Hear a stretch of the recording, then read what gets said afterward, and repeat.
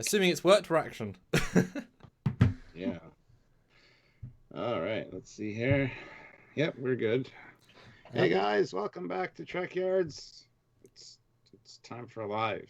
He's Captain Foley. I'm Connor I am. Coppins, and guest. I'm Rick. Rick Sternbach is here. You That's may right, have heard guys. of. Just may have heard of. I've heard of him, but I think I'm Trekyards. Makes sense.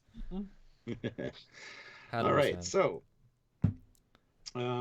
guys, as you guys know, if you want to super chat, please do so. Ask a question of Rick, and have him answer it. It'd be great.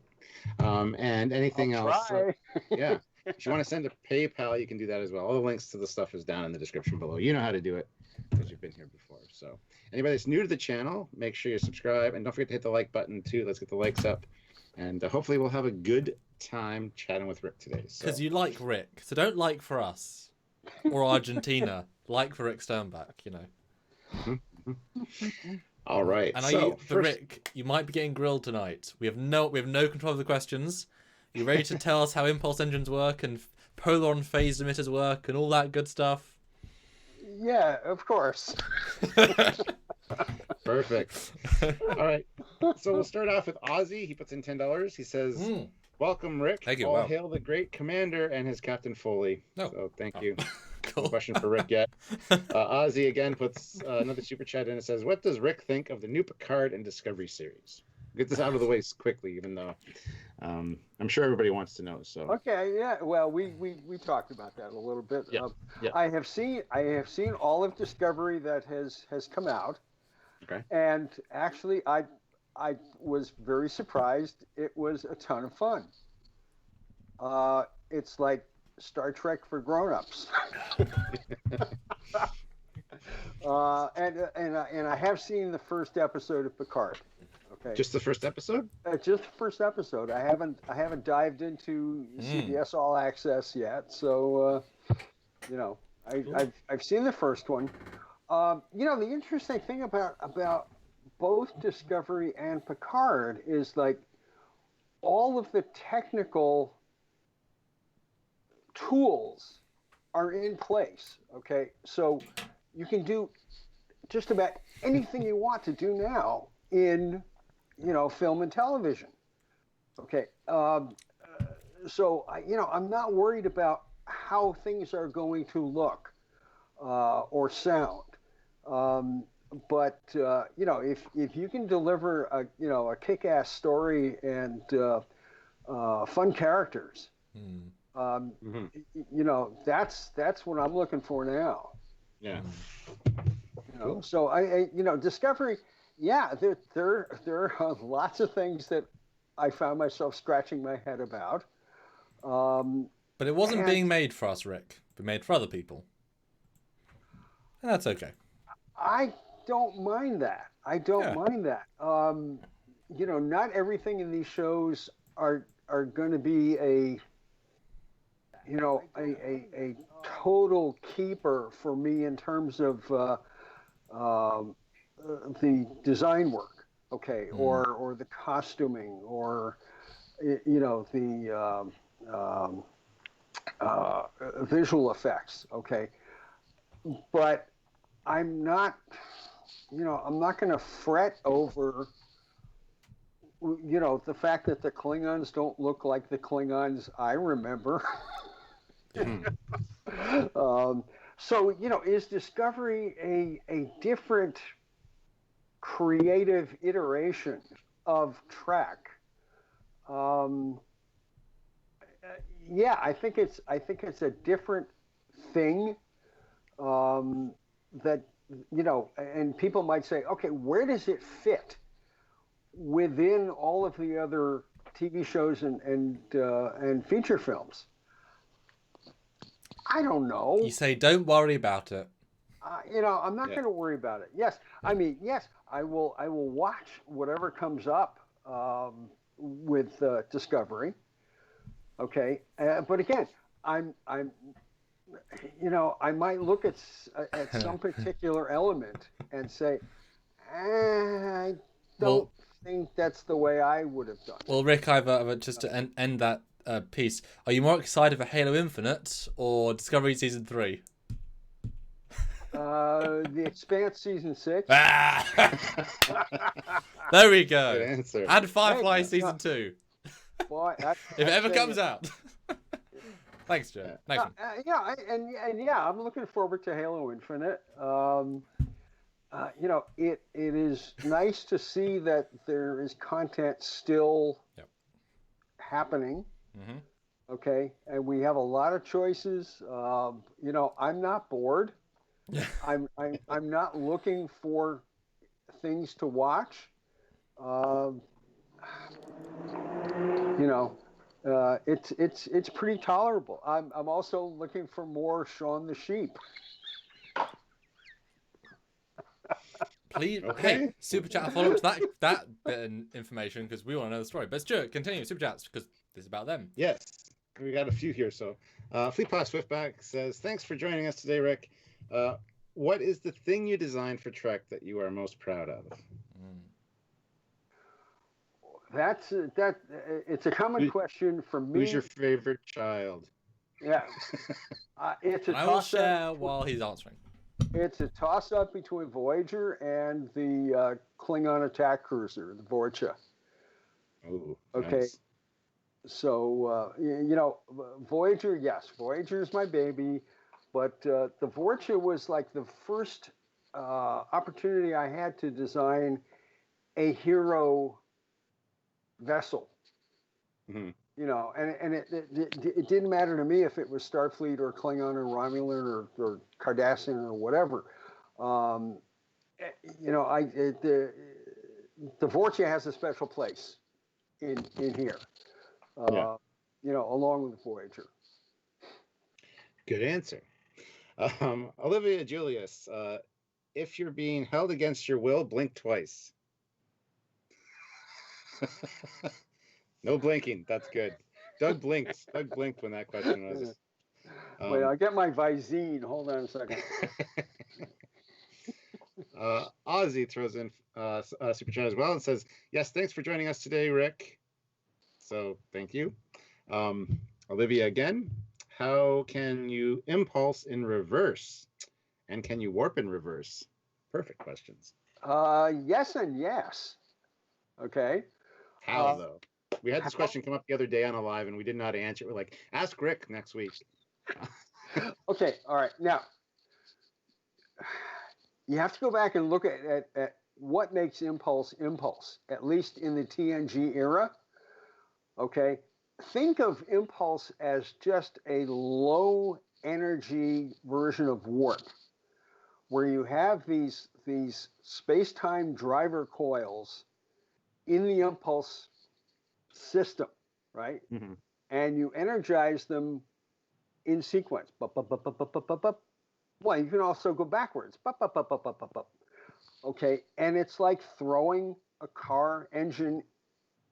It's like throwing the transmission into reverse. Okay, you're pushing and pulling on the continuum in just a different direction. Okay, it's not super efficient, at least to my way of thinking. Okay,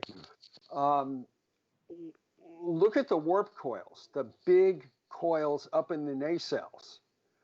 Okay, those things get blasted with super hot plasma, but they're energized in a sequence.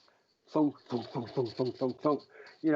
X number of pulses per second. And depending on the direction of the sequence, you're going to be pulling the rope through outer space. Okay, and that's what makes the ship go.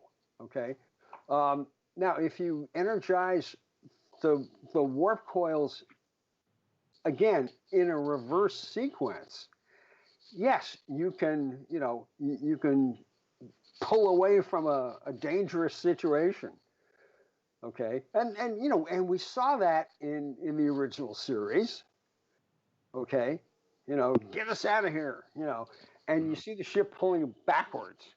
Okay, yeah, it's not impossible to do that. And you look at the original Star Trek. with its naval, what's the word I'm looking for? The naval influences. Influences. Influences, history. I wish I had my thesaurus up in my head here. The context, okay, of the original Trek was very much like, looking at naval battles and that sort of thing, okay, and that lasted for a lot of shows, right? So the whole idea of put the screws in reverse and back us out of here, okay, is not it's not an impossible thing to believe. Okay, so that's my take on it. Okay. Well, can I also, if in retrospect, is that something you might have wanted to add to those ships, adding like so say Voyager, adding somewhere on the forward hull a forward-facing impulse?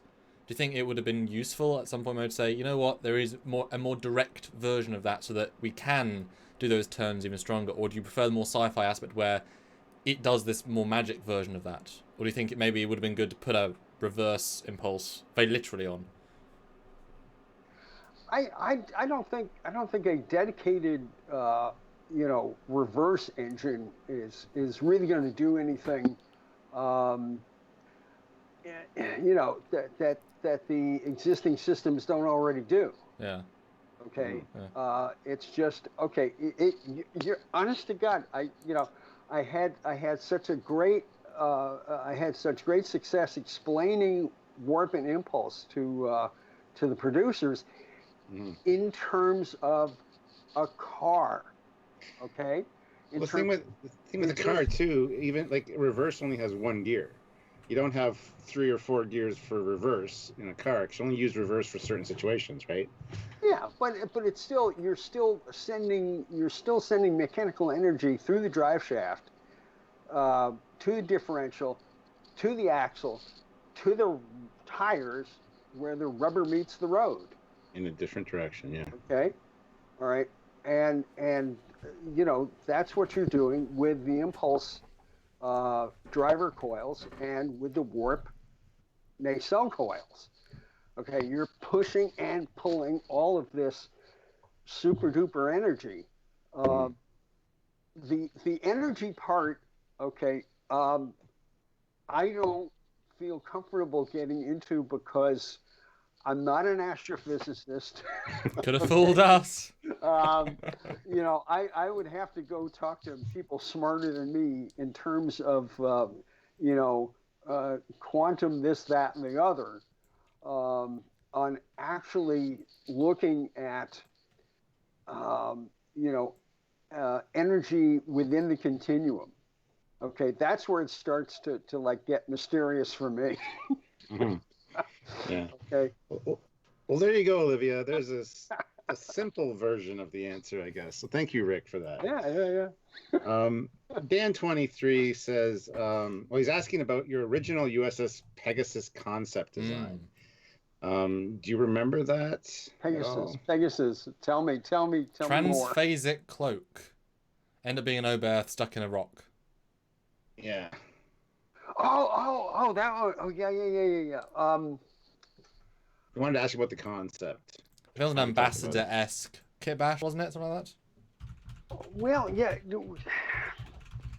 Yeah, I think one of the sketches that I came up with was yes, using let's say parts of the Enterprise C.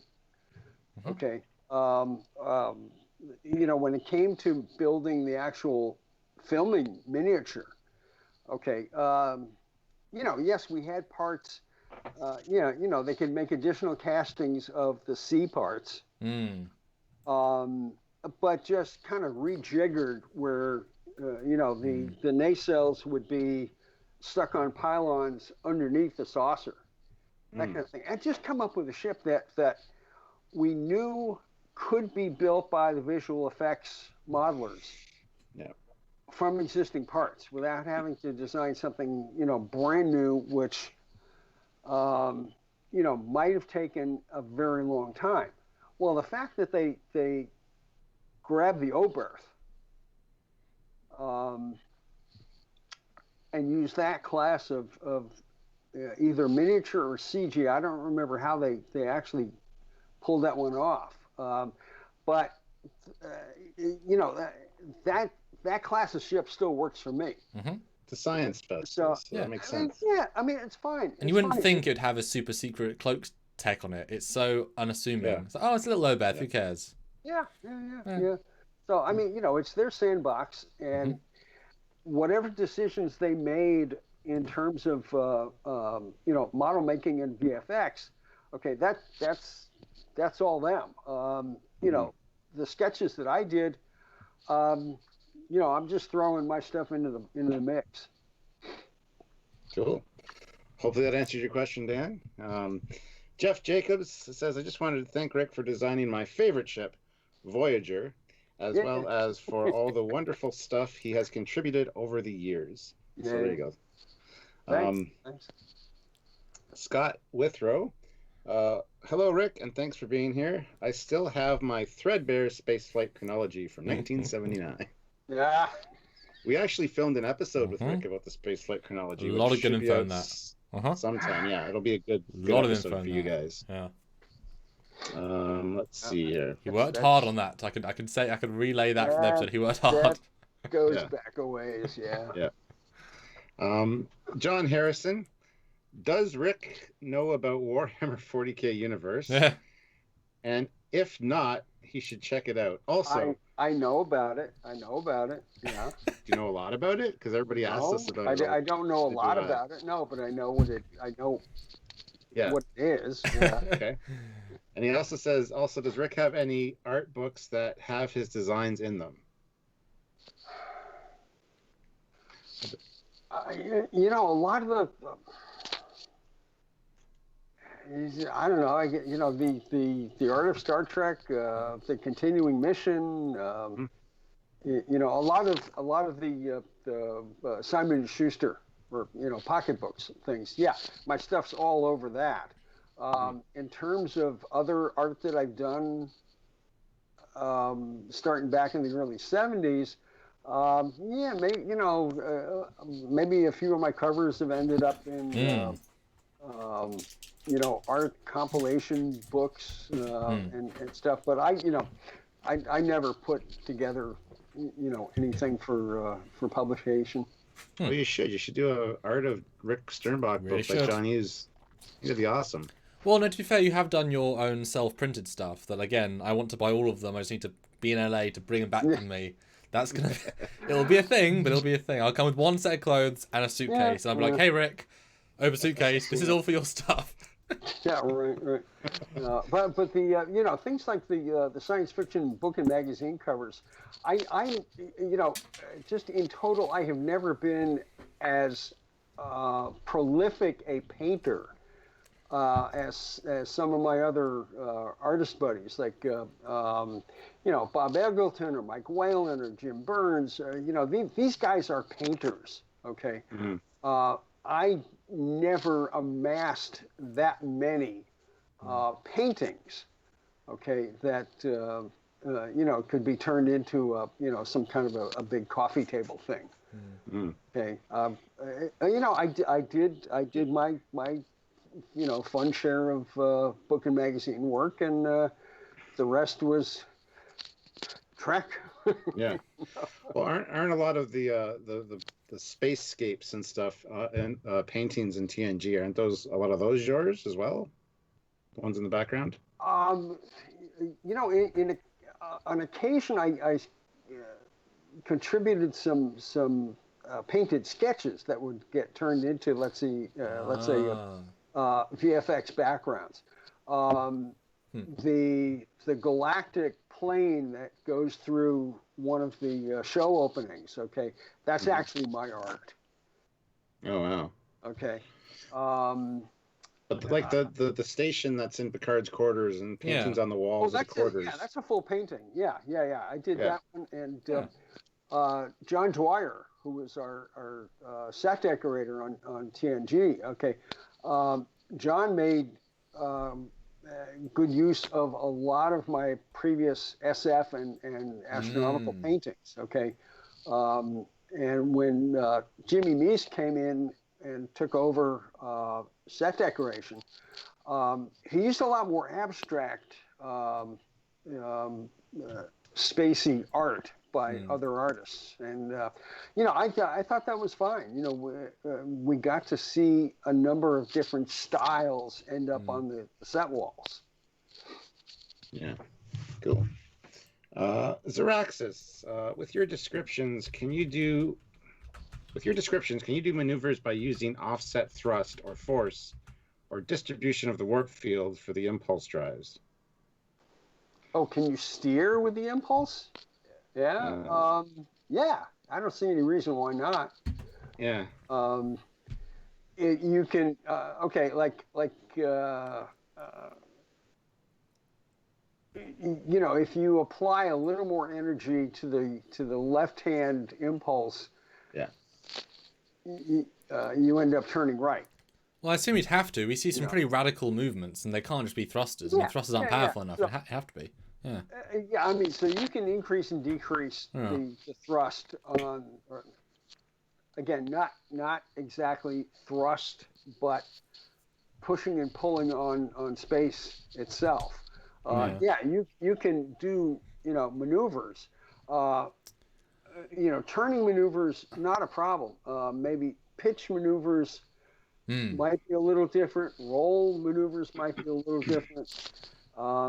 The RCS jets, if those get knocked out, you could probably do some fun maneuvers just with the impulse, the impulse fields, pushing and pulling on space. Yep. That's interesting. No problem. Jerzia, what are your thoughts on mobile starbase? Something the size capacity of Deep Space Nine, but warp capable and could be deployed as needed for repairs and logistics. Somebody writing some fanfic? Yes, so. I have no idea. Probably designing a ship for us for Trekyards originals. a mobile starbase that's warp capable. Okay. Deep Space Nine size, yeah. Would it be hard to make a warp bubble that large, or does size not matter for warp fields? I guess is the question. Yeah, I think it would all depend on okay, how many coils do you have access to? How much matter? How much antimatter? Anything's possible. Star Trek, anything's possible. Anything's possible. I mean, if you want to get into quantitative analysis, okay, you might have to have just bucket loads of antimatter to make this happen. Well, I guess a simplified version of the equation is there a potential limit to how big a ship can be to still generate a warp field if the engines and the fuel is equivalent, or can it just keep getting bigger and bigger if it's able to generate a big enough field? Because if so, then a ship that is a starbase is just in that same equation. Or is there more of a limit where either diminishing returns, or really you should go to transwarp or a secondary source? Or is it kind of like as big as you need it, potentially? Like, what would your gut say? How big was the Enterprise J? Pretty big. That's a good question. About 6 times length of the E. 6 or 7 times length of the E. Yeah. Oh, there you go. There we go. Good comeback. I like it. It's the future, the future of the future of the future. So It doesn't matter. But just let's say from a story standpoint, okay, it's always great to have something that could break. So you build something of a certain size, and it runs great in Starfleet R&D simulations. Yeah. But the first time you actually make it work, It blows a fuse. Blows up, I like that. Jarzia added there, and then there's the Voth City ship. But that was transwarp, not warp, just to be picky. Oh, fine. Yeah. ISFJ 1009 says, "Welcome back, Rick. Do you have any fully or partially fleshed out Starship designs that never made it on screen that could be put into book form?" I think he's got a lot of concepts that weren't concepts. I mean, I've done pages and pages of doodles of ships that kind of boiled down into like maybe 2 or 3 usable concepts. Okay, doing doodles. It's one of the cheapest things in the world. It doesn't cost anything. A couple of felt pens and some paper. But in terms of, let's say, designs that went a little bit further along,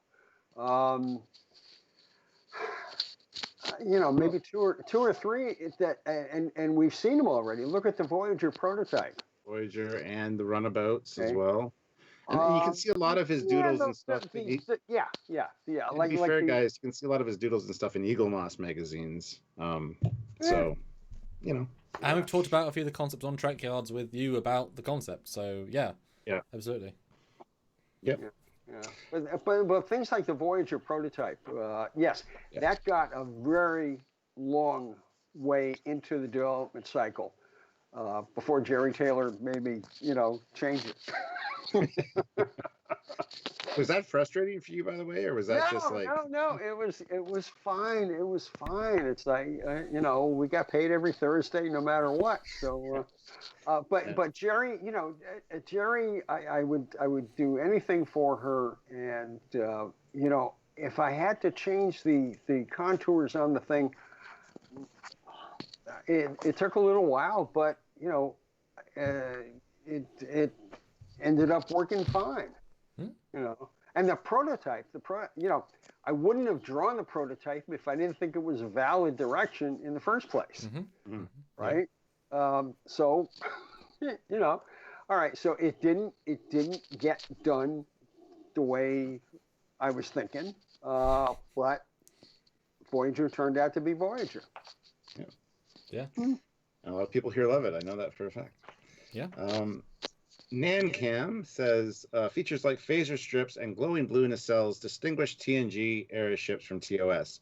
What design features do you think newer Starfleet ships, another generation beyond TNG, might have?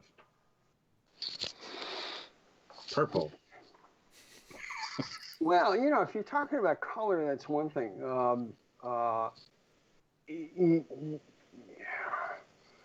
One of the things that I started doing with Prometheus and I think Equinox was the inner top surface of the phaser strips would glow, almost like a hot toaster oven coil. Okay, and that would indicate that it's in a standby condition. Okay. Yeah. So these things would glow all the time, like a ready light, or it's just set to warm as opposed to blast. It's always on yellow alert.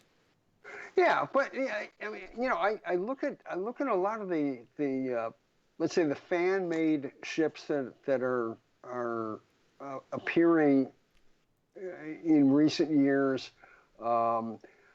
Hull coloration has changed. There's a lot of dark panels, different shades of gray panels.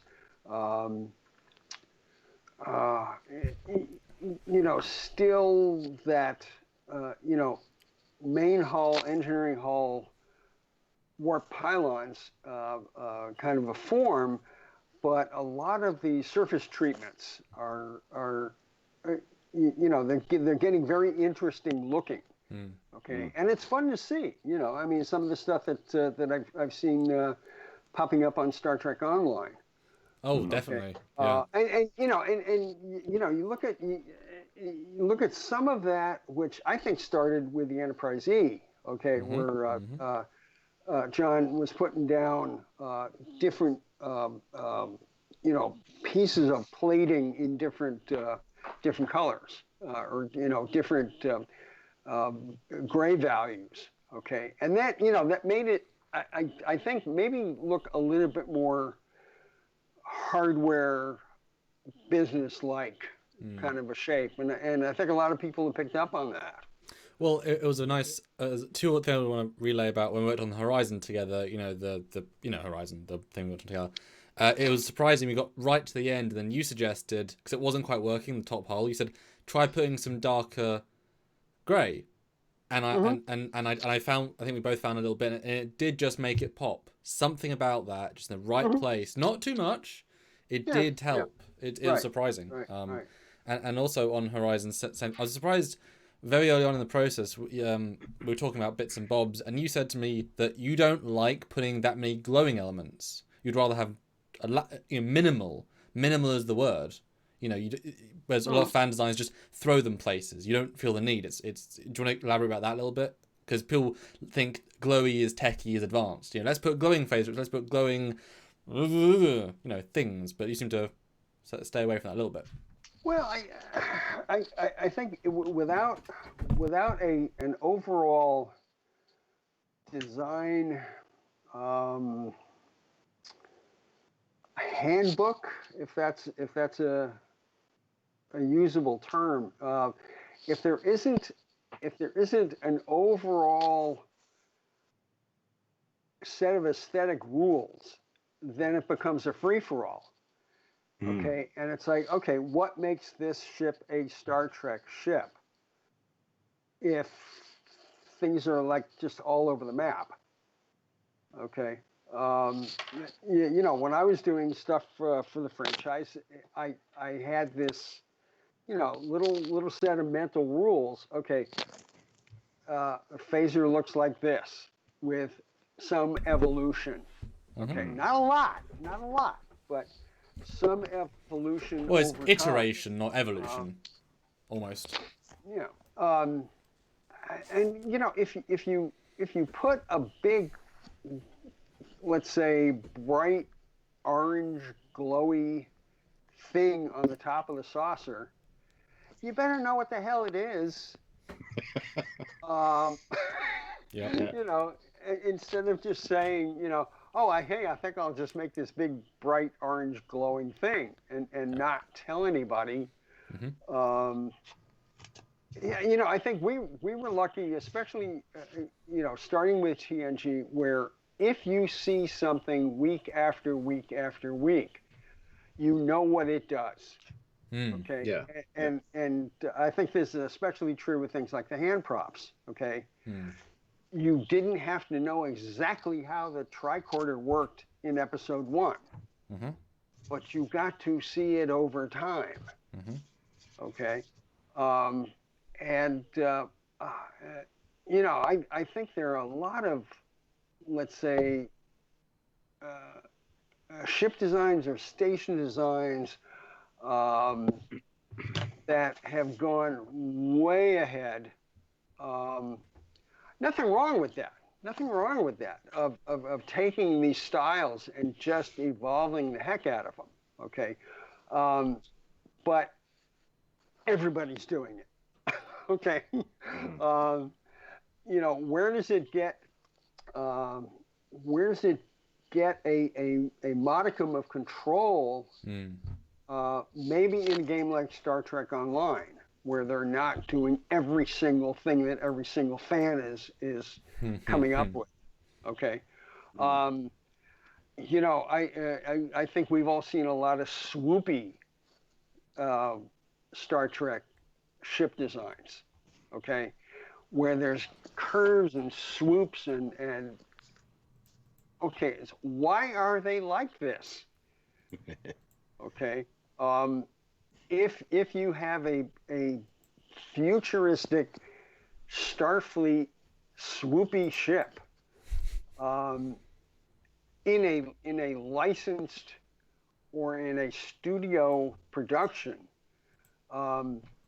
I would sure like to find out why it looks the way it looks. Okay. Yeah. So I mean, you know, personally, I would throttle back on a lot of this stuff. Okay, but again,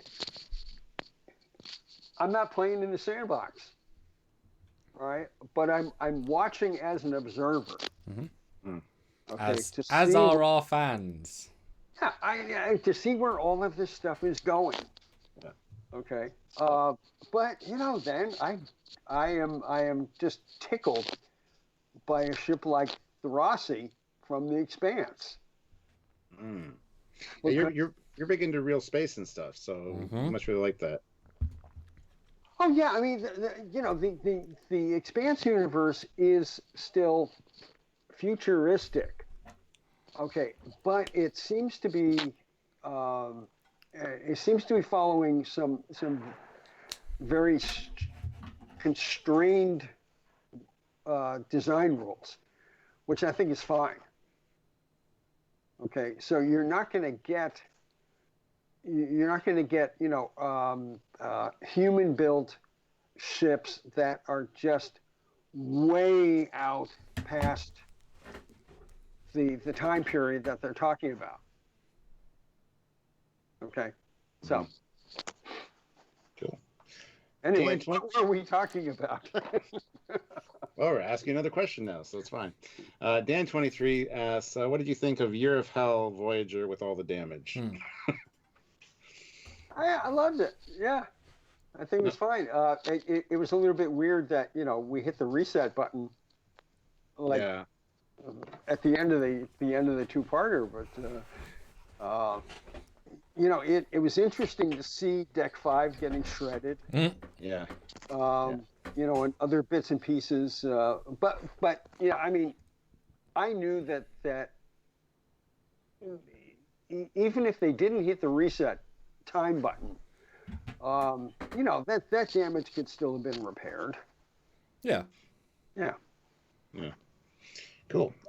Fleet Pass Swiftback.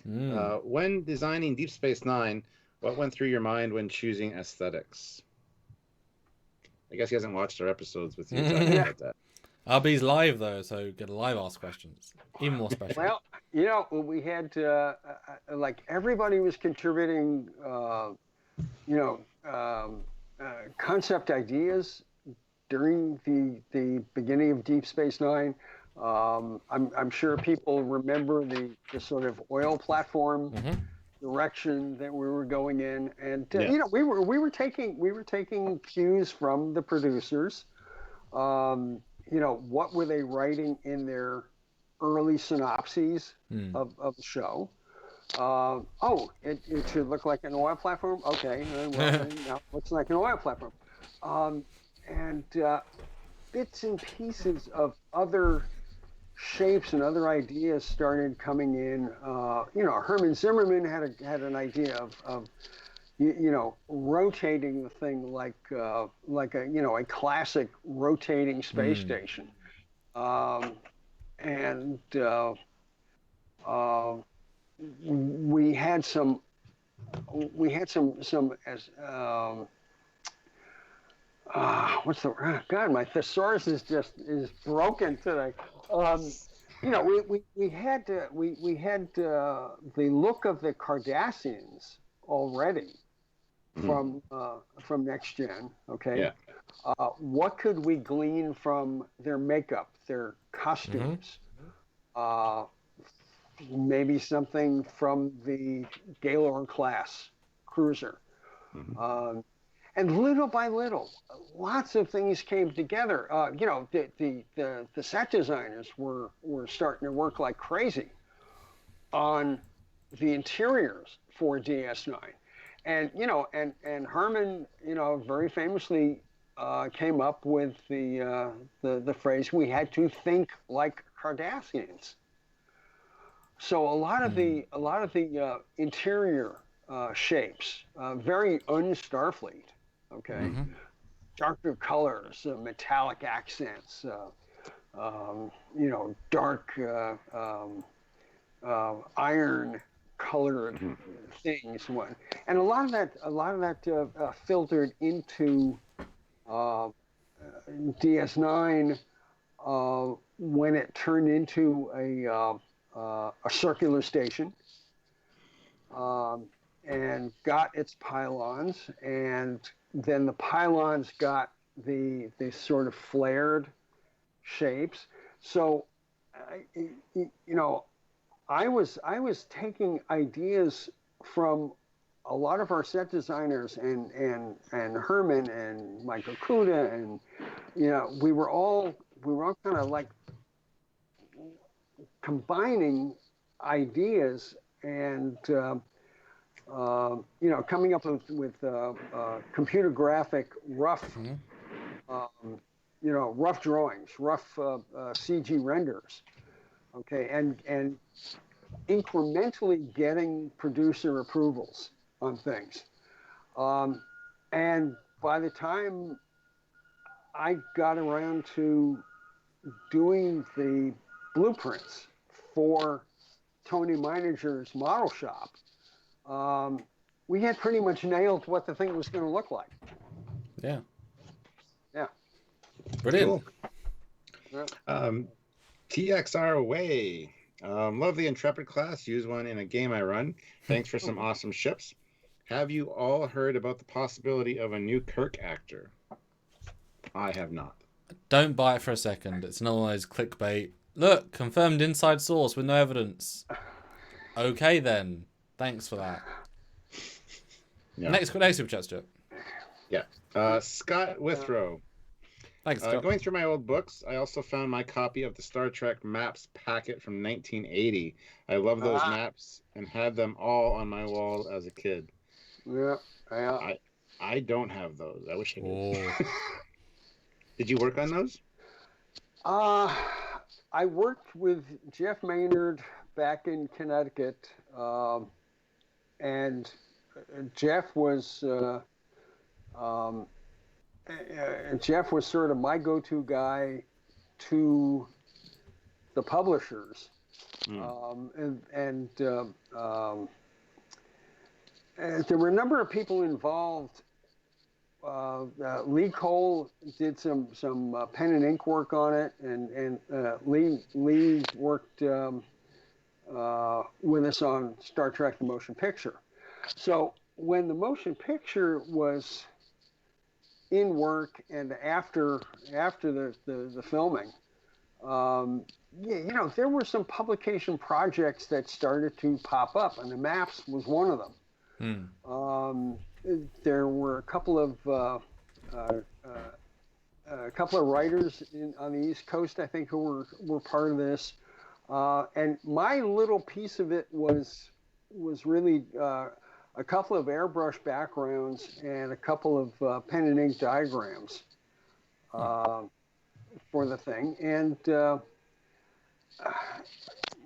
it was an interesting first take on the Milky Way galaxy in the time of Star Trek. Cool. Let's see here. We got TXR Way again. Says, big fan of the Galore and Vorcha designs. Is there a design that Rick was not happy with when shown on screen and would redraft?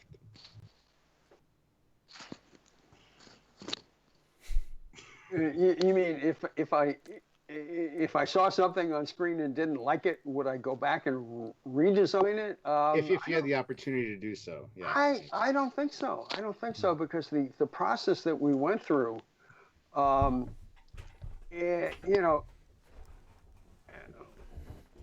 drawings that I turned out, I was very happy with, for the most part. There may have been one or two like alien designs that were not exactly rushed, but because of the production time limitations that came up every so often.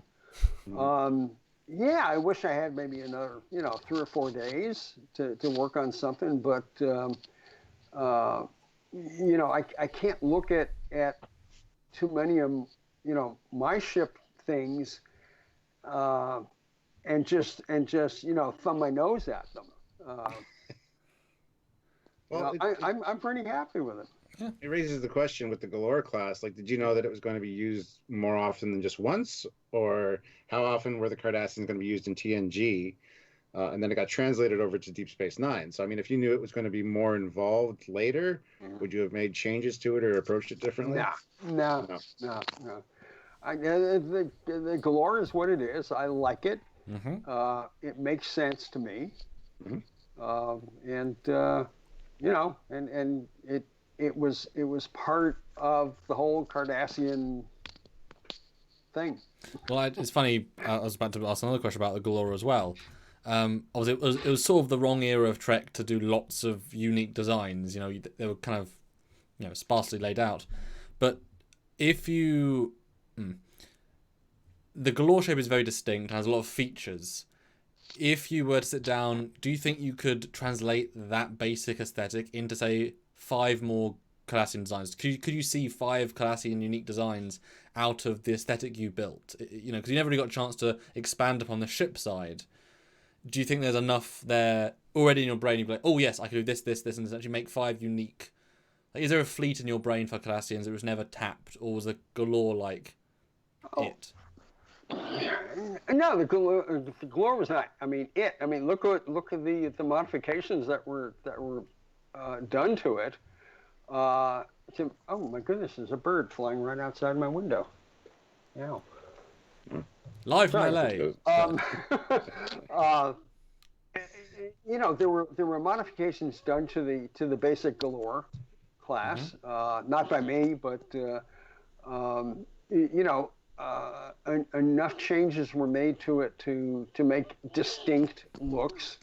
I'm sure that's just like with the Klingon ships, the Cardassian styling could definitely have been applied to smaller ships, bigger ships. Do you kind of wish you were given that chance somewhere along the road to do more than one? Because it's very distinct art design. No. Okay. I'm happy with what I got done. If I was asked to, let's say, come up with a Cardassian super carrier, it would not have been hard to do. I want to see what that looks like now. Yeah. No, I mean, these things can all get done. Yeah. Cool.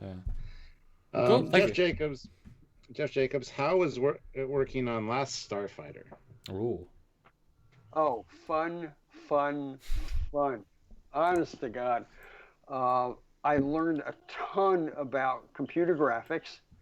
I got to work with Ron Cobb, for God's sakes, for months. Just seeing the whole process at Digital Productions was just astounding. I didn't get to design much of anything. I did a lot of storyboards. But when you see Rylos, the planet on the screen, okay, that's my texture map. Ooh. Okay, so I did Rylos, the green moon, and the Earth's moon, and I did about 2 or 3 paintings that got used. They got wrapped around mathematical spheres. Okay, and Digital Productions kicked out these gorgeous renders. Again, back in the day. Okay. Back in the early 80s, okay, this was an astounding achievement. I did a bunch of storyboarding for the look of the arcade game that was in the film. Yeah. Okay, so I got to do some vector stuff. I got to teach the technical directors, the guys who were sitting at the vector displays, making these objects move. Okay. The Zurian fighter, the sort of purplish fighter craft that was chasing the Gunstar, or the Gunstar was chasing it through the caves. Okay, so I got to map out some of these spacecraft movements and show the TDs, the technical directors, okay, this is what's happening in this scene. The Gunstar looks past this rock formation and sees the fighter. That's cool. Things like that, you know. So, and that experience helped me a huge amount when I went to Universal to work with their computer graphics department. Okay, got to teach the TDs at Universal. Okay, here's how Airwolf, the helicopter, really should fly. Okay, or you know, helping to digitize Kit the Car for Night Ride.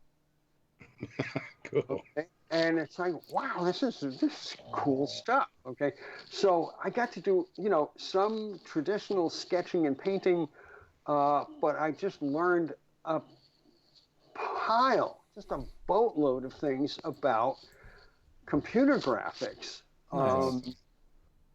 You know, so you know, I currently don't have the capability to build a ton of stuff in Maya or Modo or Lightwave. Okay, but I know the lingo.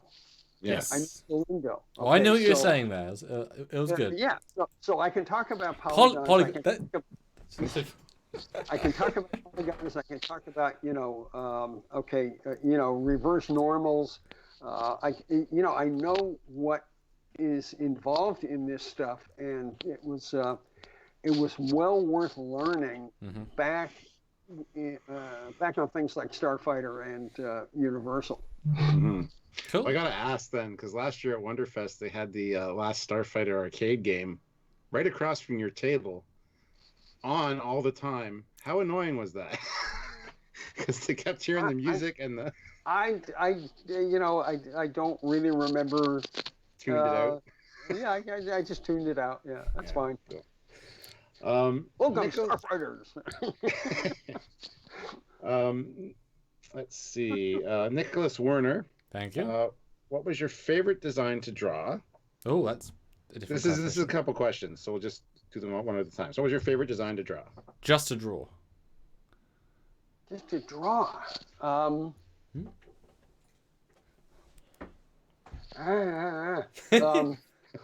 you know, it kind of it comes down to what, you know, which one.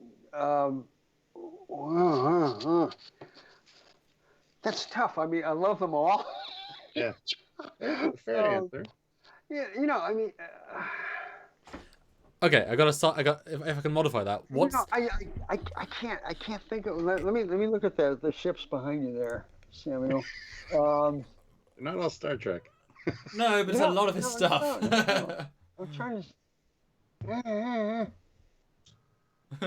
Well, I mean, you know, they were all fun. They were all just, you know, they were all very cool design challenges. Well, okay? let me throw an alternate then. What if I was to give you a piece of paper right now? Which one could you draw the quickest?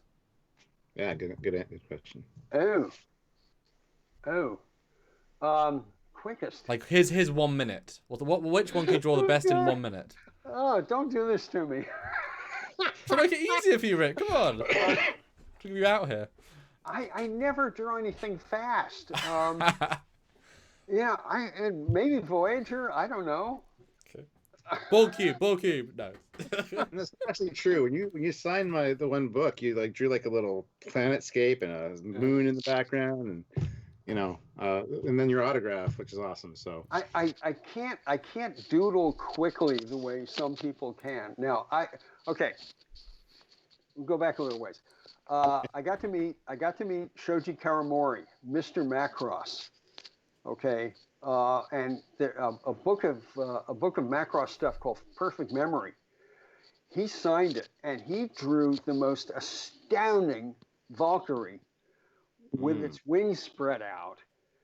And I'm looking at this thing, and I was like, "Oh my God, how did you do that?" I just turned my back for 2 seconds. Jesus.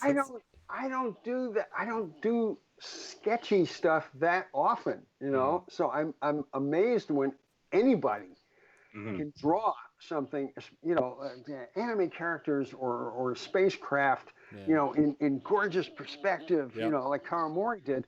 And that book is still on my shelf.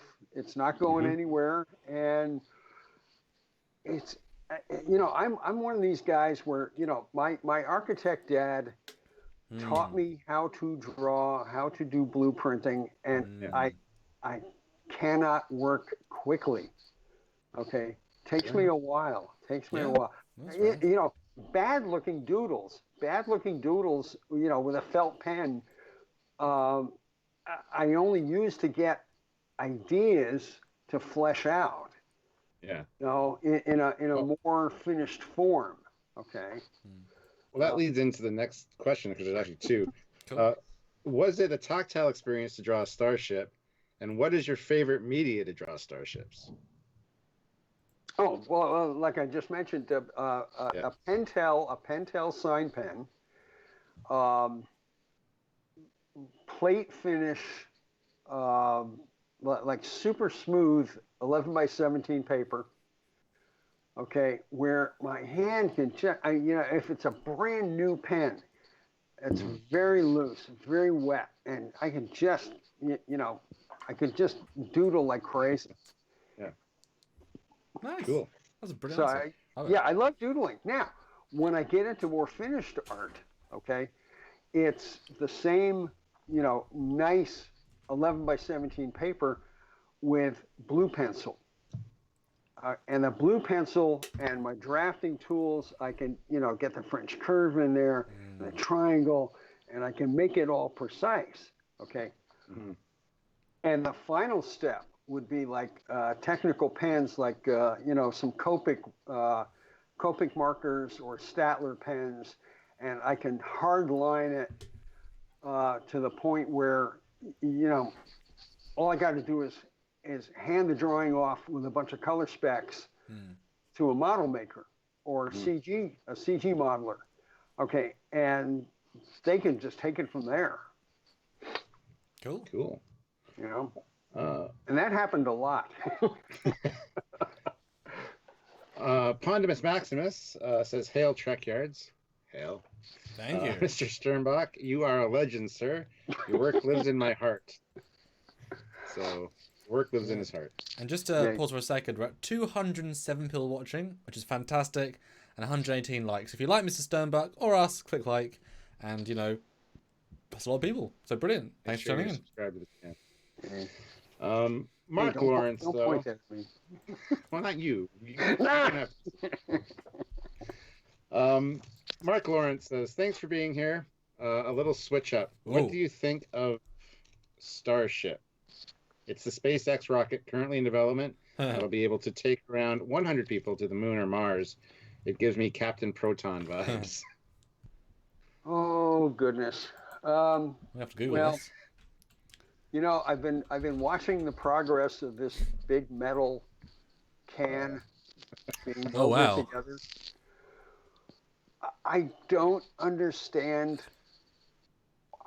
what it is that's being built or what the final form is supposed to be. And he explained reversed impulse. He doesn't know. I've seen pictures, I've seen CG renders of what this starship is supposed to look like. I am much more confident in things like the Falcon 9 and the Falcon Heavy. Okay, I don't understand what the starship is yet. Why is it so reflective? Why is it just fully reflective? It's stainless steel. Looks like a silo. It's stainless steel. I don't understand. Just to get inside baseball. If you look at the stage construction techniques that are being done on the SLS booster, they have got a huge fixture where they're building this tank. Okay, the big first stage tank that looks kind of like the old space shuttle main tank. Okay, and they're using this thing called friction stir welding, and they've got these machines that are going up and down this tank, welding this thing together. Okay, and then I look at what's happening in Texas, with the Starship, and I'm saying, how are they doing this? Okay, and why has this thing imploded like twice? I don't know. I just don't know. I am crossing my fingers, and I am very excited for the Crew Dragon launch that's coming up. Okay, so that part of the SpaceX capability, I'm very excited about. But you're not going to be one of the first 100 to ride this Starship, are you?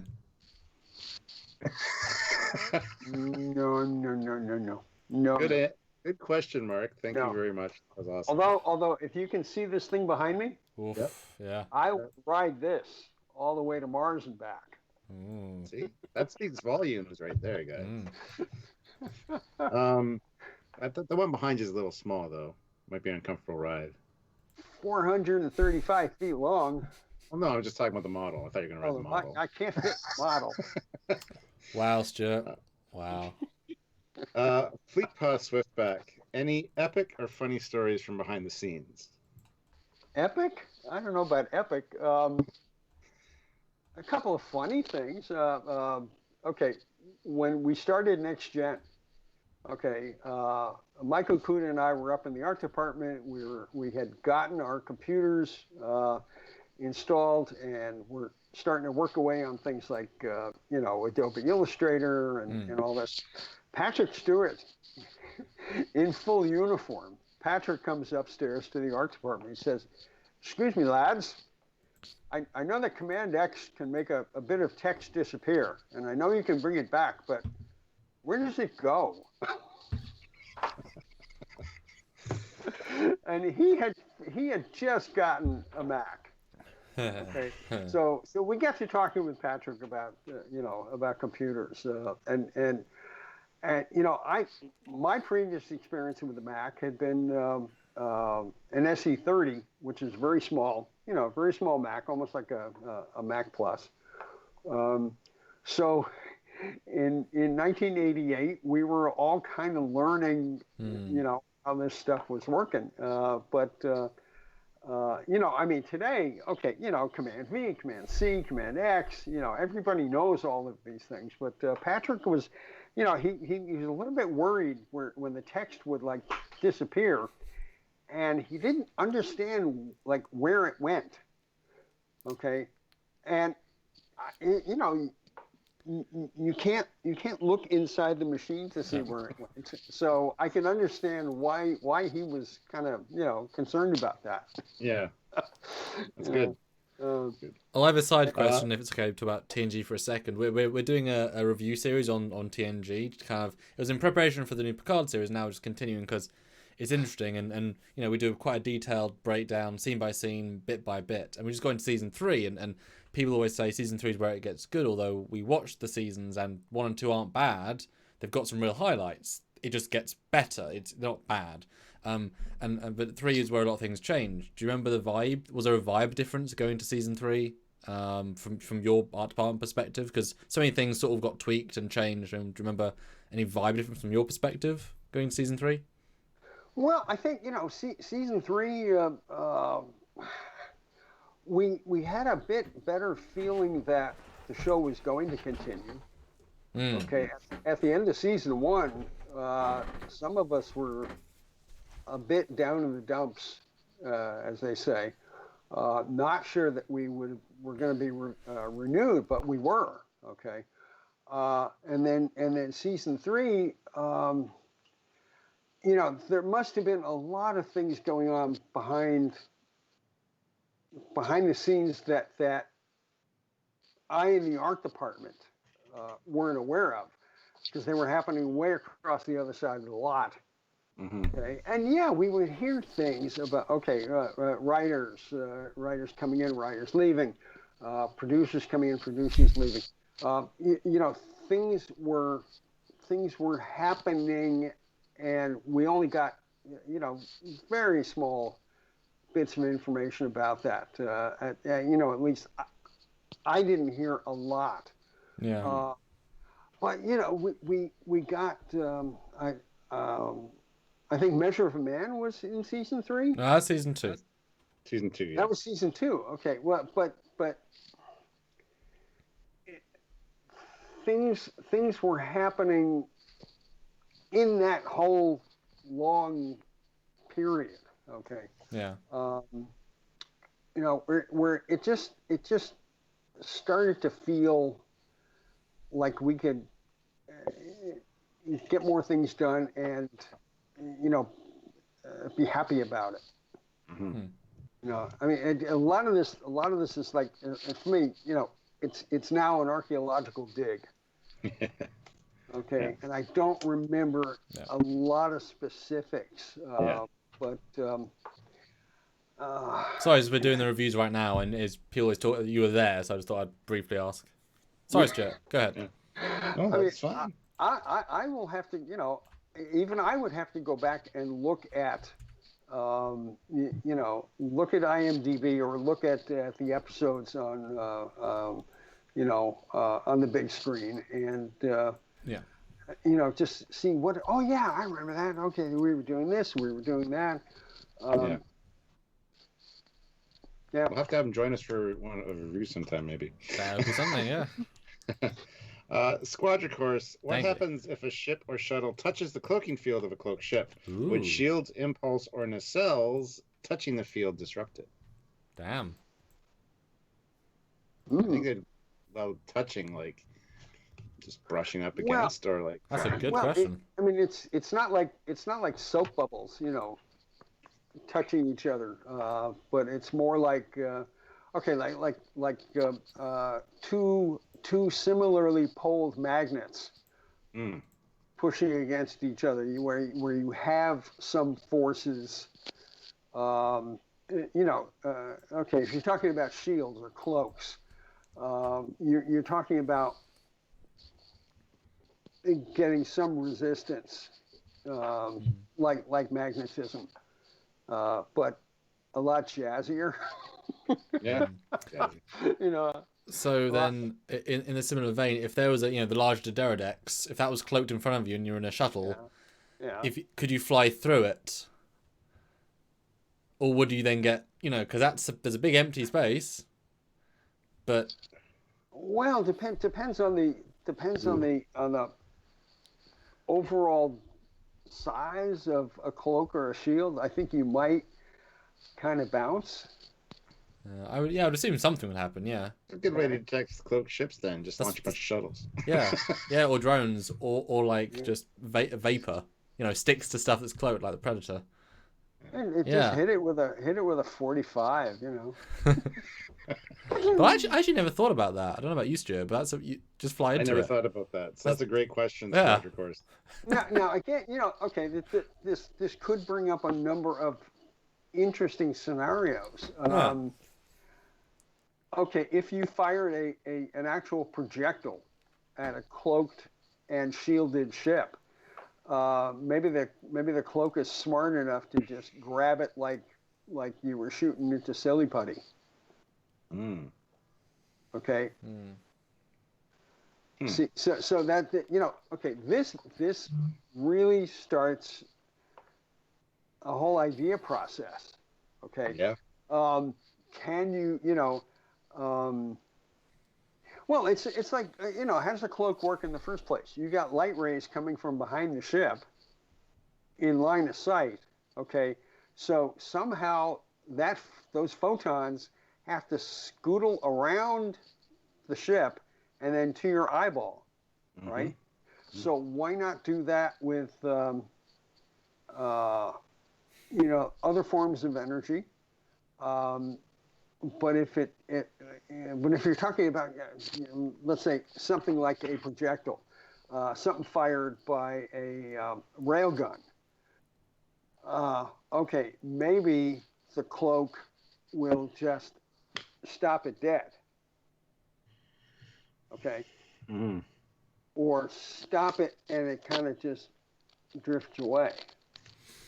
But we do know that the cloak replaces energy shields, so I guess I would still assume that the cloak wouldn't stop anything hitting the hull, but hitting not the hull, like the Derelicts. Well, again, okay. Because you can hit a cloaked ship and it's hit. That's why it's often risky. Like in Voyager, especially, they fire torpedoes and they hit a D7. It's like, well, yeah, it's cloaked, but it's only invisible, but not hittable. The more can you go through the field? Well, I think, see, these are the sorts of things that you set up this whole set of rules. Yeah. Okay. We would all, back at the studio, we would often talk about, okay, you make the rules and then you break the rules. Okay. Yeah. And then your characters get all flustered. It's like, what? Well, what just happened? I think the real question is if you fire a torpedo into a transphasic cloaked ship and it de-transphase cloaks, is the torpedo going to explode inside the ship, or is it going to be phased out once it dephases? That's a real question here. That's getting really hardcore. Well, it's up to you. But what if we're at warp? Can you get a warp at transphase cloak? Does that work, Rick? Oh my goodness. Let's just move on. Great question, Squadron Force. Thank you very much. Zeraxis. The choice of using stainless steel on the Starship is related to the cooling system and is more durable, which is better for reuse. Implosions are related to stress tests. I know. Yeah. Cool. Thank you. Zeraxis also says, I agree, though I also have more confidence in less unique designs, but I'm holding out for a single stage to orbit spaceplane development personally. We'll see. Okay. Area 51, just wanted to say hello and give much respect to Mr. Sternbach. There's a lot of respect there. Thank you. Yes. And Jarzia, we did see the fighter in Nemesis leave a cloak. That's true. Did pop out from a cloak ship. That's also a very ultra... That's an advanced cloak. It also was fully shielded as well, so it was going through shields. I'm sure the shields are outside the cloak field. Otherwise, that'd be more dangerous. I assume it's that. Yeah, it'd have to be, wouldn't it? Yeah, Rick. Okay, Scimitar. Is the cloak field or the shield field out furthest to make that work? Which would be the same for the Bird of Prey in Star Trek 6. No, that doesn't have shields. But Scimitar, if you had a gut reaction, which one's out furthest? I'd say the shielding. Okay. I would say the shields would be out there. But again, it falls off with distance. So it's all what you want it to be, and does it make for a cool story? Yeah. But I also like the confined... Does it make sense? But I like the confined rules of a universe. It means you have to be more creative in your storytelling. You can't just invent stuff. You can't just break the rules for the sake of it. Well, you can invent stuff. We invented stuff all the time, but the trick is to make it make sense. Yeah, but I mean, I guess not flagrantly just break the rules to make a story work. Rather, invent a creative new path to allow a story to happen and then not ruin the universe. Yeah, well, all right. Look what happened with the Bird of Prey being able to fire when cloaked. Okay, our Starfleet heroes were surprised as hell. Okay, and that was part of the story. That was so cool. Well, that raises another question. When they fired that photon torpedo, you saw the glow you could see part of the Bird of Prey from the glow of the torpedo. Right. So there was a bit of a field disruption that closed back up again. Okay. When we wrote the Haynes manual for the Bird of Prey, I very specifically wrote a thing in there about there you go. Okay. I very specifically wrote it. This one's signed by somebody. Yes. Yeah. Hey, J.G. Hertzler signed mine as Martok. Nice. So anyway, we put this. I put this line of text in there about how the secret for being able to fire through the cloak, disappeared with Yep. you know, with the Yep. bad guy. So Yep. what was it? Yeah, General Chang. Yeah, right. So It was matching the signature of the torpedo to the cloak. Yeah, we did a whole episode. Was that. exactly the same as firing a weapon through shields. You're matching the frequency to allow it to pass through. They just managed to get the balance right. It's just the practice of doing it was really hard. But the exact the exact procedures, okay, and that whole thing went down with the ship. Yeah. I like that. That's a fun way of doing it. Yeah. My buddy Cliff is here. He says, so if a Riemann warbird leaves Romulus at warp 10 and a Federation ship leaves Dock at warp 9, what time will Cisco take a crap on DS9? Thanks, Cliff. When Q comes to make fun of him. Yes. ISFJ 1009. Can badass armored Voyager be modified with a phasing cloak? Having Rick answer our questions live is awesome. It is awesome. What's a phasing cloak? No, it's the phase cloak on the Pegasus. A phase cloak is what they did in Pegasus, where that admiral managed to create a cloak that you could then pass through matter, and it was banned. It was a secret, and then the Romulans come to find them, and the Enterprise has to leave the asteroid while being phase cloaked, because obviously if you can phase cloak, then you can then surprise any enemy. Yeah, it's very powerful. I guess if Voyager could get the Batmobile armor, it could do anything. Yeah. So. And then the DeLorean exhausts, they can go back in time as well. I mean, warp 66. Yeah, Okay, well, we got another question. David Bessig. Hey, David. How's it going? $10. Hey, David. Mr. Sternbach, thanks for hanging out with us.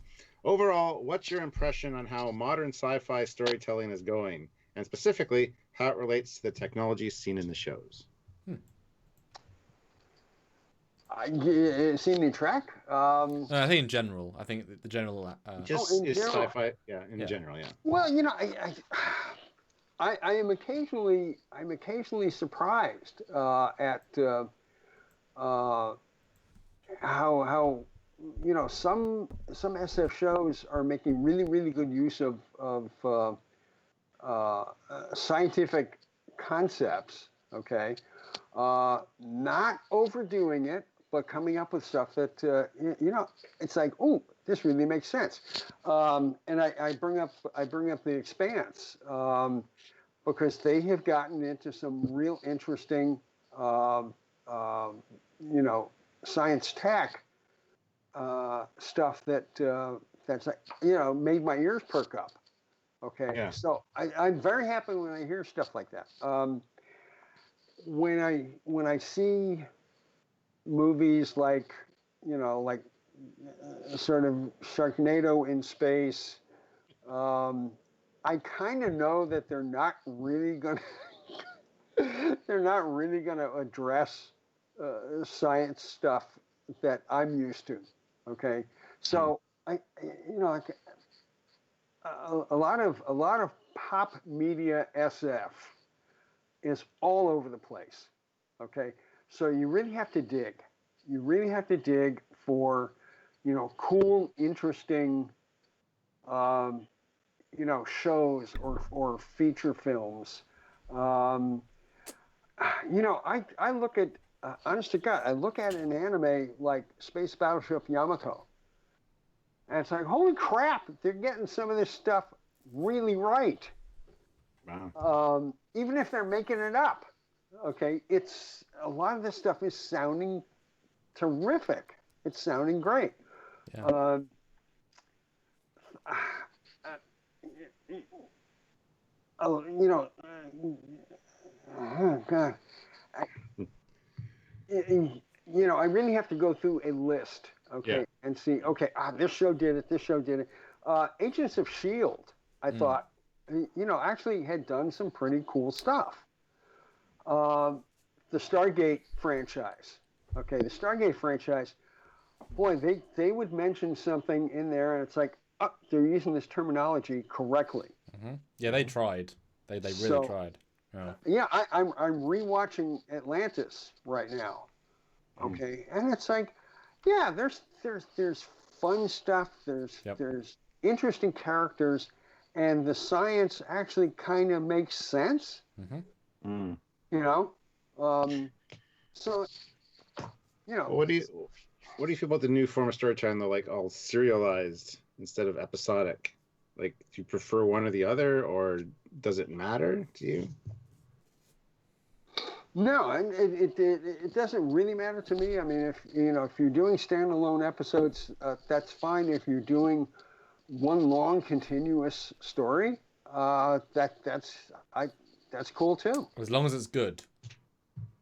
Well, hopefully, yeah.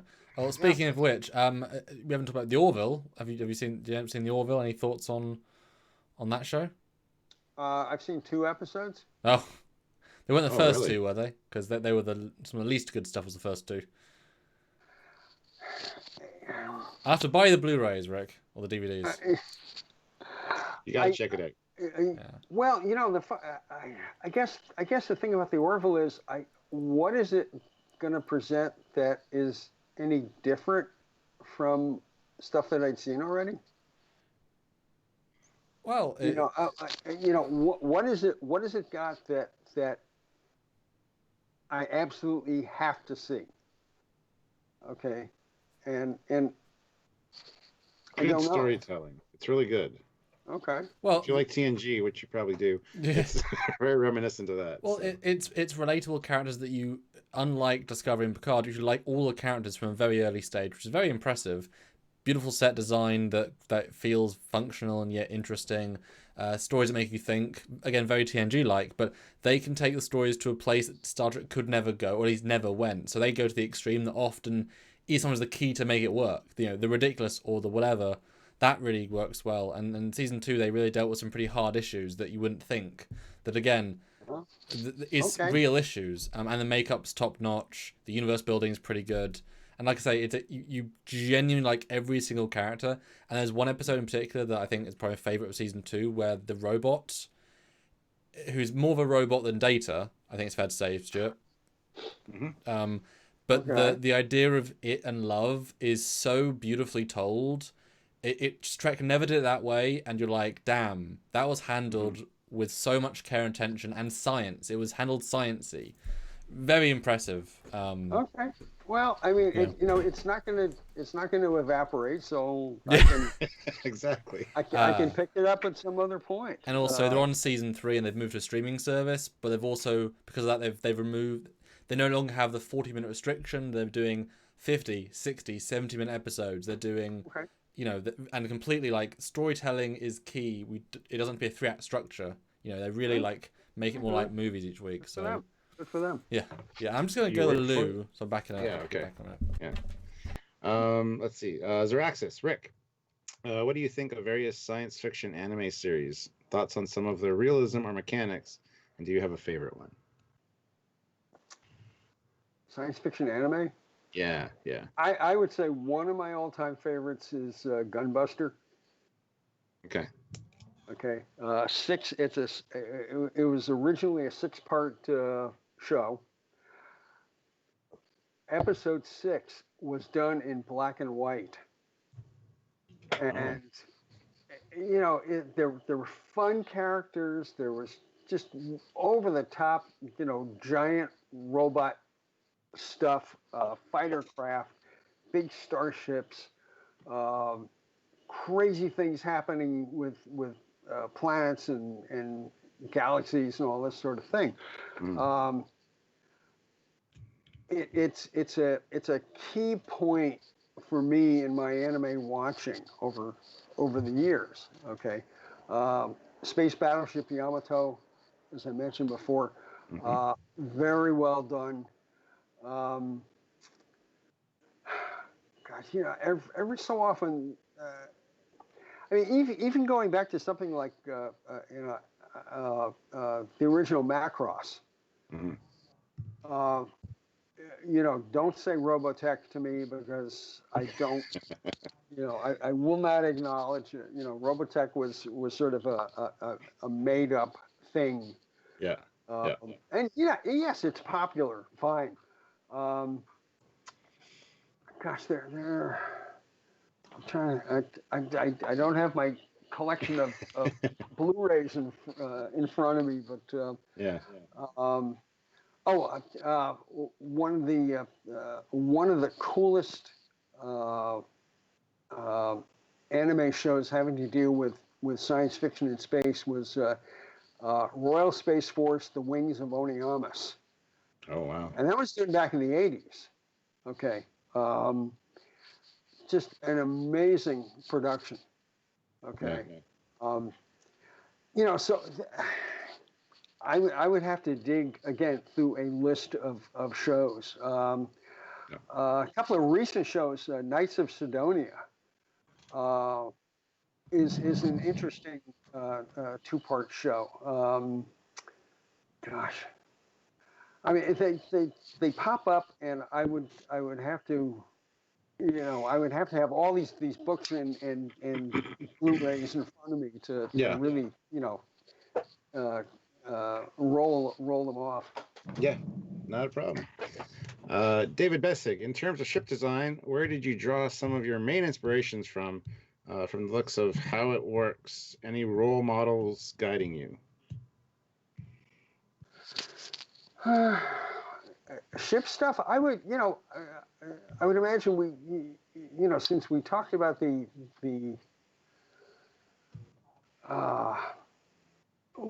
talked about setting up a set of let's say rules. design rules for for Trek ships. As a kid, I got exposed to all kinds of boy things like tanks and airplanes and naval vessels and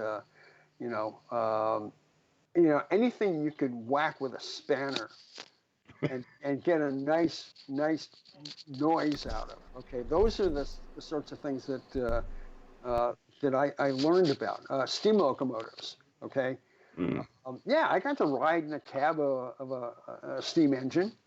I understood how these things work. Okay. When it comes to science fiction stuff, okay, you take things that you know about rockets and space stations and satellites and all this sort of thing, and you extrapolate. Okay, you think, how can I build X, bigger, stronger? Can I put weapons on it? And over the years, that's what's led to all of these, 50 different ships and shuttles and that sort of thing.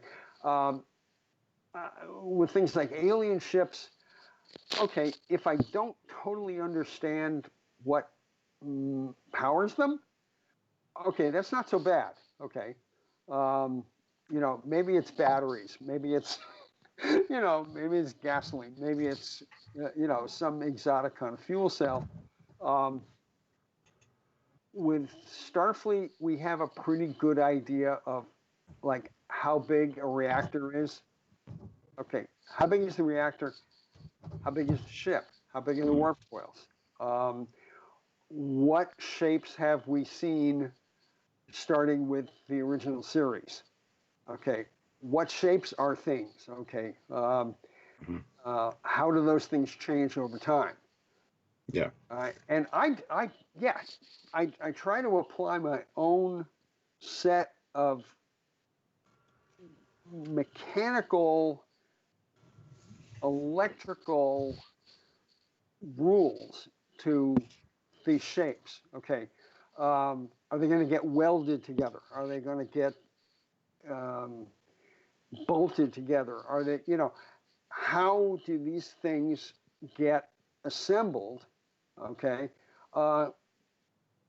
and some people think that I spend an inordinate amount of time thinking up that stuff, but most of it comes very, very quickly. And this goes back to that whole doodling process that I talked about. Okay, I could doodle a ship that could be 4,000 feet wide. Okay, and I have a kind of a loose idea. Okay, the engine is this big, and this pipe goes here, and this goes here, and the fuel thing goes here, and blah, blah, blah, blah, blah, and it can all start very quickly. And then it becomes a process of, putting some style into these shapes. Starfleet style, Romulan style, Cardassian style, et cetera, et cetera. And within a day or so, and often less, the stuff would fly off of my table and somebody would have to build it. Yeah. I told the story of it. There was an episode of Voyager where they encountered an alien hyperspace slingshot station. Yep. Okay, where the two sides of the thing lit up and whew, Voyager shot through the middle of it, right? Okay, I did a doodle on a script page for Ron Moore, our VFX supervisor. Okay, Ronald B. Moore. Okay.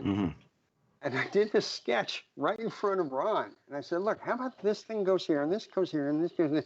Well, he made a copy of it and faxed it off to the guys who were going to build it.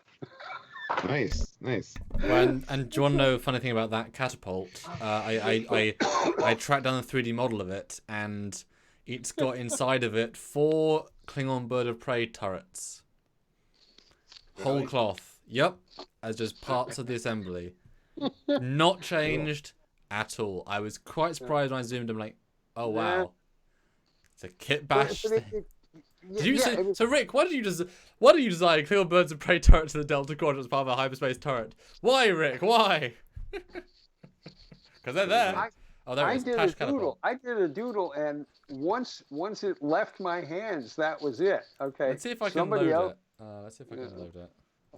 But it's one of those things that you saw in a single episode. Yeah. Okay, and never to be seen again.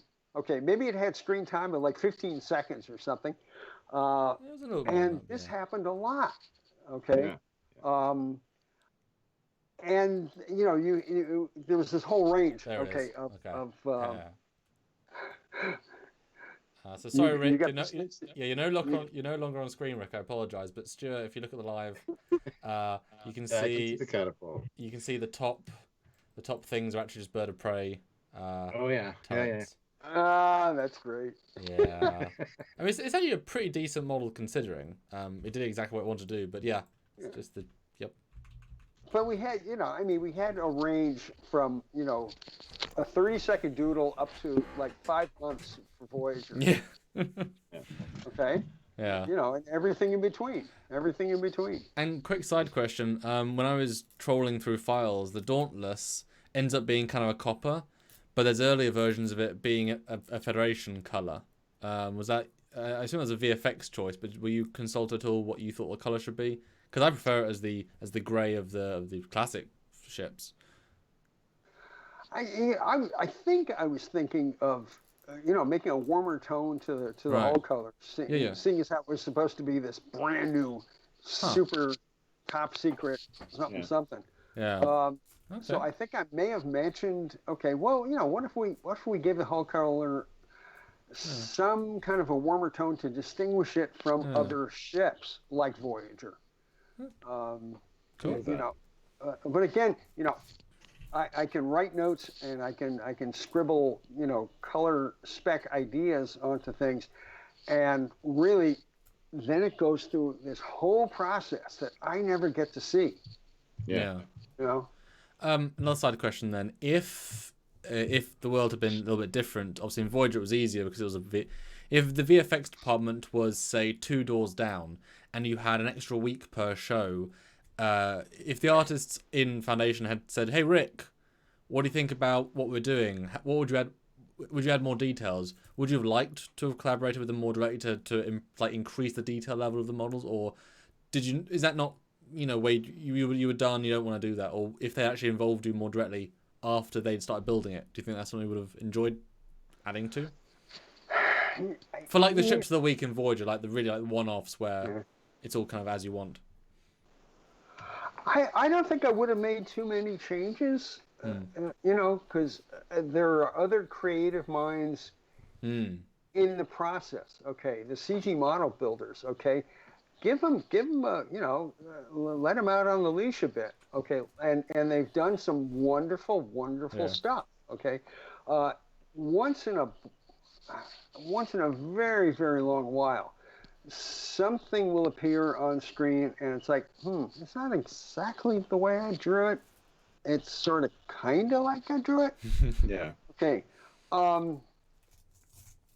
But I don't get bent out of shape about those sorts of things. I would have loved to have seen certain elements that I designed in there because I designed certain things in there for a reason.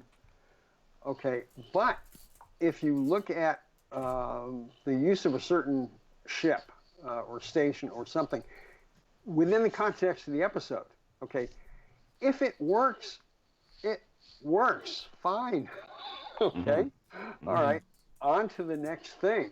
Okay, I'm not going to bitch about it. It was more like if you had that extra week, would it have been fun? More rather than complaining. It would have been fun just to look over somebody's shoulder and say, all right, look, maybe we could like do this, that, or the other. Yeah. Okay, now what I can tell you is when we did Equinox, okay, the fellow who was doing the 3D model of it, okay, I got to like sit over his shoulder for like a half an hour, and we were looking at the blueprints that were rolled out, okay, and looking at some of the test renders of the ship, okay, and this was a guy named Eddie Robeson, who I think was working for one of the Digital Muse, the other one. Digital Muse, okay, all right.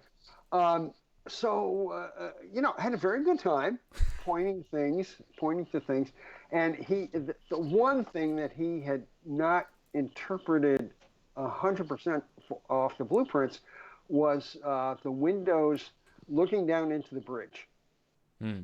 Okay, and he had those up at the level of the dome, and I said, no, those are down slightly. Okay, there's a protective rim around the upper windows, and easy enough to change, not a problem. It looked great on screen. They threw damage onto the Equinox, and it was killer. It was just terrific. Could I have done that by remote control? Could I have gotten, let's say, a look at some test renders back at Paramount? Oh yeah, and then just made a quick call. I would talk to some of the guys at Foundation by phone and sending little notes by fax. Okay, but it wasn't ever anything huge. It's like, oh my God, why didn't you do this, that? No, it was like, here, then move this, or just make that red, or it was a pretty quick process. And Stuart has disappeared. I'm sure he'll be back in a moment. I'm not going to move everything too much because it was all neatly set up. Okay, now it's sort of both on screen. Darn it, I had a good comeback for that and then he disappeared. Great. Hi, Rick. Go on, Stuart. Where have you gone? That's what we're going to live with for the moment. What? His internet sometimes just dies. But it's nice to see you, Rick. Thanks for popping by. We're almost at the end of our time. Having a fun old... I don't know if you can tell, Rick, but I get kind of absorbed by your technical knowledge and stories. I always like listening to you say interesting things. Because you say very interesting things, Rick. I like to think so. If I can remember them, yeah. Well, we remind you. Question, I guess. So the Voyager, that little warship Voyager, right?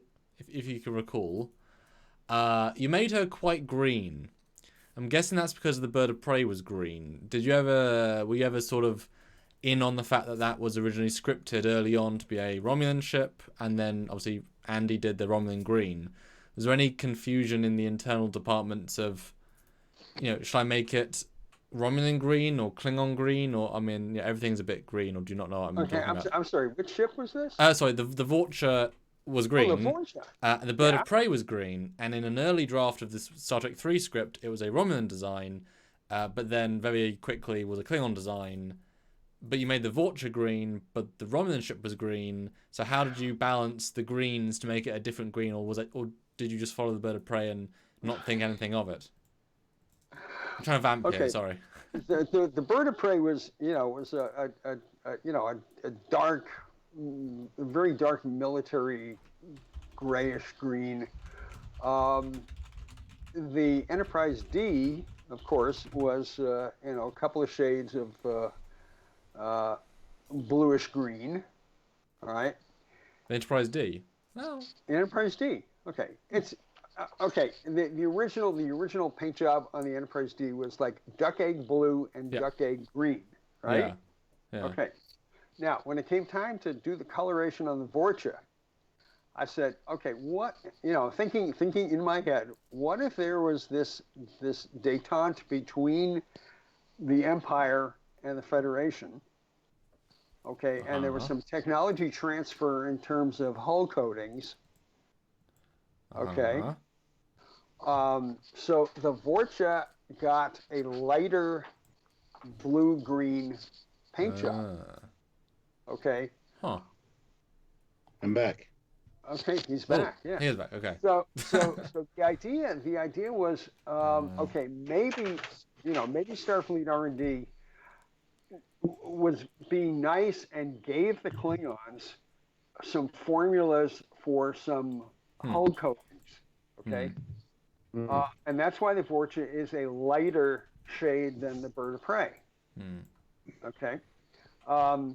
I am certain to this day that most Klingon commanders who flew the Voyager class hated the color. It's a dishonorable color. And anytime a modeler comes up with a dark version of the Voyager, it's like, all right, that is so cool. That is neat. Okay, you don't stick with the stock standard. Yeah. Plastic model company paint recommendations. Do something wild, right? Yeah. Well, I wanted to finish off the Nova with one brief question before Stuart goes back to Snary's back. And I was going to jump in, but I'll let you finish the story. So the Nova, the Equinox, at what point did you realize it was missing an impulse engine from your schematics to the CG? At what point did you realize, Rick? Because the Nova has no impulse engine on the ship in the show. I'll have to go look at my drawings. Oh no, you have one. You definitely have a visible one. They just didn't interpret. I have it. I think you do. What? But okay, if I drew it. This wasn't coloured. Wait. If I break this news to you, Rick, live on air, because it hasn't got one. It's impulse free since '93. Okay. Hold on a second. You're saying that the CG model does not have an impulse drive? Nope. It has 3 shuttle bays in the 3 rectangular spots on the neck. Okay. Well, I would have to go look at my blueprints. If my blueprints had an impulse exhaust nozzle, I can't tell you why. It doesn't have one in the show. Because it doesn't. We just did a thing on it. Yeah. Anyway. You can't blame that on me. I'm not. I just wondered when you knew. Okay. I guess I was the one to tell you. Hey, proud of me. The Rhode Island does. Rob Bonshun realized that and actually fixed it and has that in the exact place I would have put it, which I think based on your sketches. But it's just funny that Muse just didn't translate it properly, which is interesting that you say that they did everything else. But I guess they just didn't realize. Again, I would have to go back and look at the drawings, which are just a few feet away, but another time. Yeah. Let's move on with the super chats, though.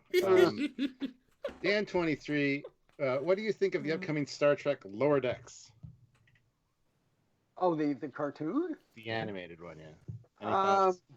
The funny one. Or so they say. the images I've seen, I mean, they look fun.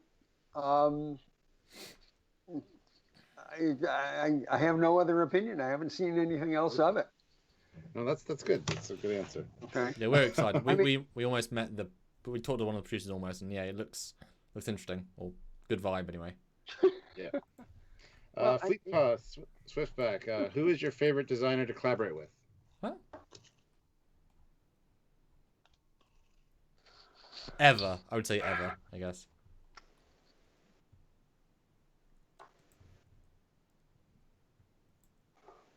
boy, that's a toughie because it was sort of a sole source kind of a situation.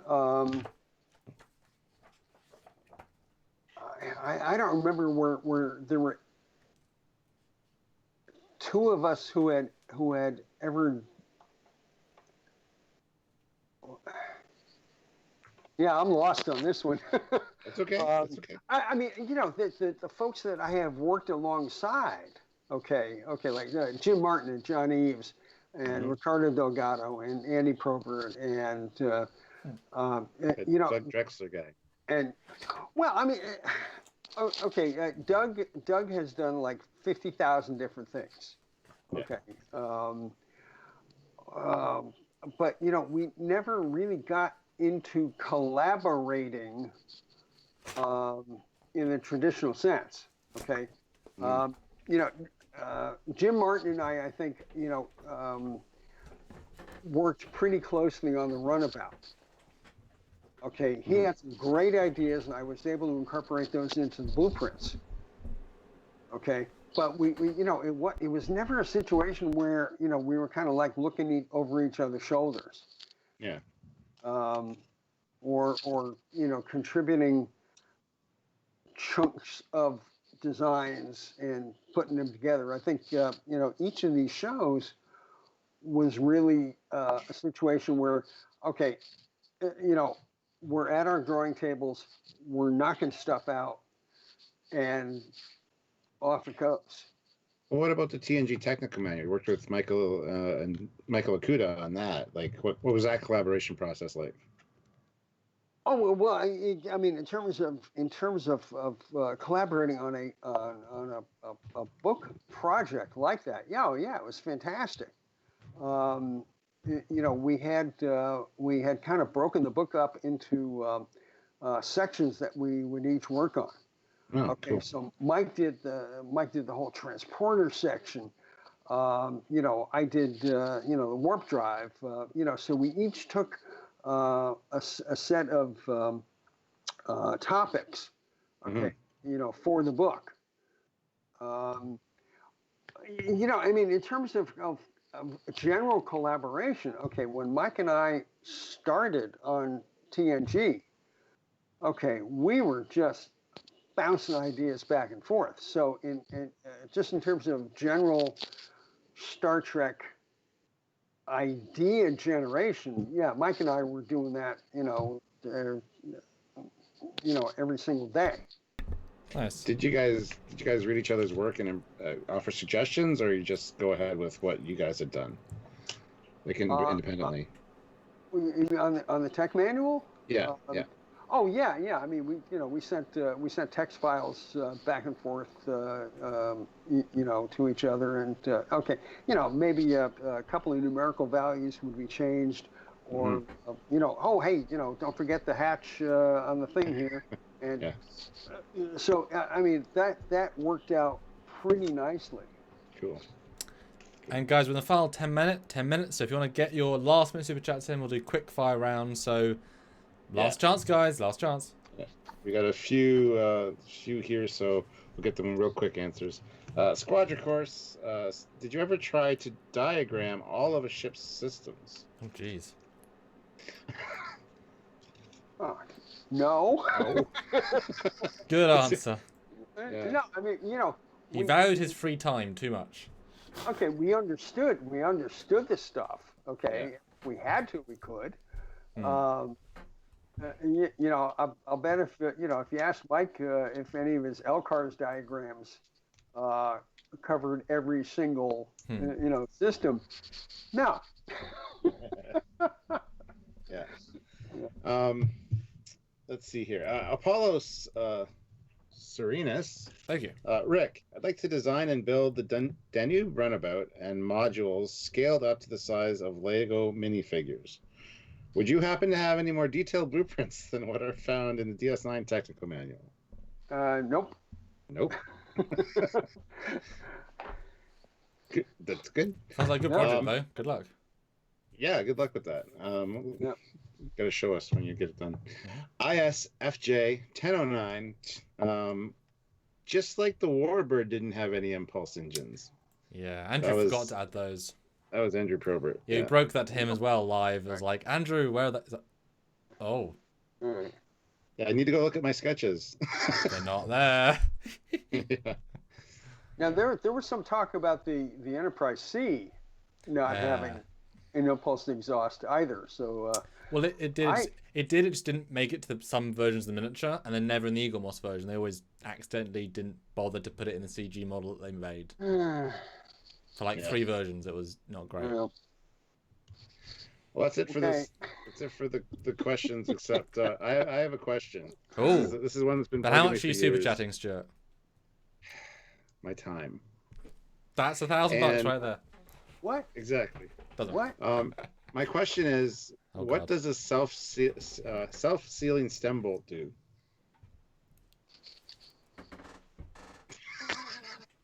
I've always wondered. No one knows. I'm gonna bet that you put it between 2 pieces of armor plating, and you hit the switch, and it does its thing. Ooh, see? I know. If I had to come up with a function, okay, it would just hook 2 big chunks of stuff together. That's the most canon answer we can get. So there you guys go. Now we know we solved the mystery. You fix a ship with self-steering stem bolts. That's how you. Last 4 minutes, guys. Who wants to be the final question? Apart from Stuart, unless Stuart gets final question. I mean, he's totally valid there. Yeah, but it's like I said, really good to see you, Rick. Been a nice quick question. Good to be here. Good to be here. You can maybe answer in the last minute or 2 here. Oh, okay. How many ships in total do you think you've designed for Star Trek? From all of the posters that have popped up on Facebook, okay, with all the shuttles and all the ships and all the stations, I've counted like 50. Okay, and there may be a couple of stragglers in there, but yeah, I think it was around 50. I mean, we did that once in my archive, just the CG files, and just my Rick Sternbach file got 46 items in just the Voyager CG, which was obviously from season 3 onwards. Yeah.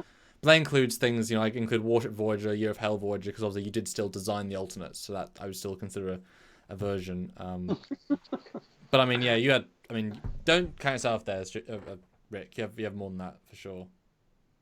Well, a lot of it may be just small stuff. Okay, here this this little torpedo thing appeared for 5 seconds in a,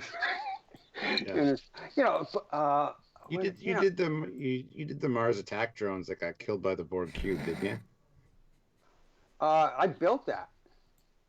There you go. That counts too. I built that out of a Russian Typhoon sub, 2 Dallas U.S. sub hulls. Okay, they were all testers, model kits, right? Yeah.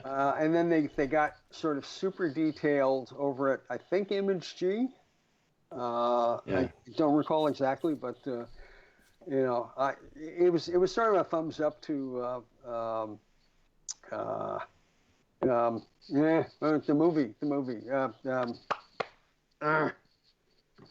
What was the submarine movie with? Hunt for Red October. Yeah, Red October. No. Yeah, it was the thumbs up to Red October. God, my brain is just like.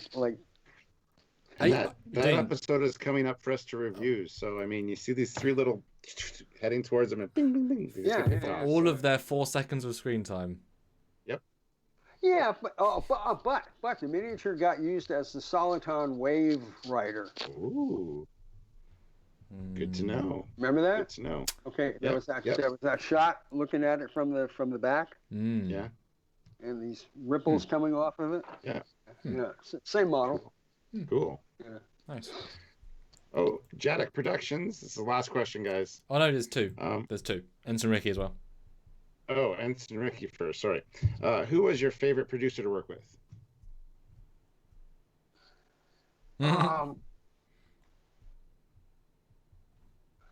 I mentioned Jerry Taylor a number of times, and she, I think she was the easiest person to talk to. Okay, she got it. She understood stuff that we were trying to explain, and she took a lot of her ideas and implemented them into the scripts. Okay. And Berman and Mike Pillar, they all of them were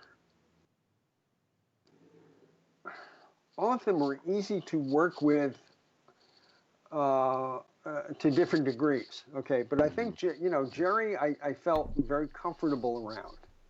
Okay. So. Yeah, big thumbs up to her. Sweet. That's the answer, Ricky. And the last question, I don't think you can answer. Jadek Productions. What CG program do you use to get photorealism? I don't. But those that do. I am so far behind. Okay. I know people who are working in things like Unreal Engine. That's true. I'm still playing around with Moto, and It's a good modeler. I've worked with Lightwave. I've worked with Maya. I hear good things about Blender and SketchUp, and I mean the whole industry is just exploded like crazy. Okay, there are terrain programs. There are 3D modeling programs. I mean, Moto. I have used Moto to the point where I have exported files for 3D printing. Okay, so I know how this stuff works. I just have not had the time to sit down and create the sorts of things that I see other people doing. Yeah. Okay. So makes sense. Makes sense. Okay.